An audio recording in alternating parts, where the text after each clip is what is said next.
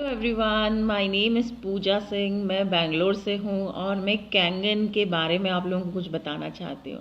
Kangen machine इस्तेमाल करते हुए अभी सिर्फ मुझे 15 दिन हुए हैं। विश्वास कीजिए कि इन 15 दिनों में मुझे नहीं पता मेरे शरीर में अंदर क्या बदलाव आए हैं, लेकिन जितना हम महसूस कर पा रहे हैं एज अ लेडी, मुझे इतना समझ में आया कि मेरे जो गैस्ट्रिक प्रॉब्लम था, जो कि मैं कई सालों से परेशान थी, वो गैस्ट्रिक मान के चलिए 1% बॉडी में रह गया है। 1% भी मैं बोलूँगी माइनस में जाने वाला है ये बहुत जल्दी। I can imagine the results. और मेरे घुटनों का दर्द अपने आप चला गया। मैं पिछले 3 से 4 सालों से जब बच्चे को डिलीवर किया, दोनों बच्चों के बाद में मैंने कैल्शियम, मल्टीविटामिन, ओमेगा और काफ़ी सारे जो सप्लीमेंट्स हमको आयरन के और विटामिन डी के डॉक्टर्स देते हैं, ये मुझे रेगुलर खाने पड़ रहे थे। अगर एक हफ्ता भी गैप होता था तो मान के चलिए मैं बहुत परेशान हो जाती थी।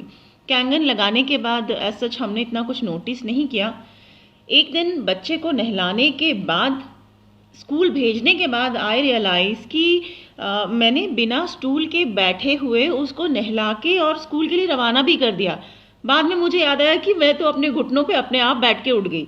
मतलब 35-36 के एज में मैं इतना परेशान थी कि कैंगन तो मेरे लिए वरदान साबित हुआ है।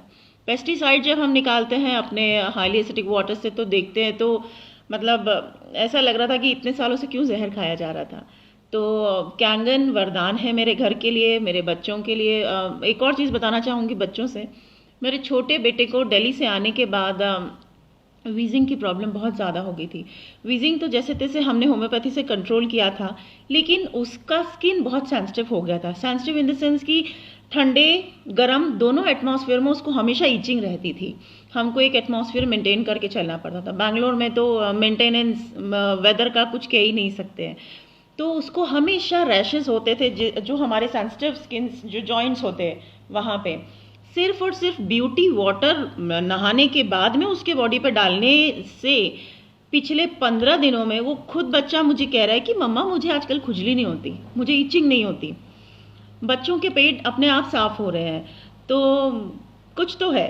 अगर आप अभी भी विश्वास नहीं कर रहे हैं, मतलब प्लीज़ प्लीज़ इसको करिए। अपने परिवार की हेल्थ से कॉम्प्रोमाइज़ मत कीजिए। हम थोड़ा लेट हो गए प्लीज़ आप लेट मत होइए। Thank you so much.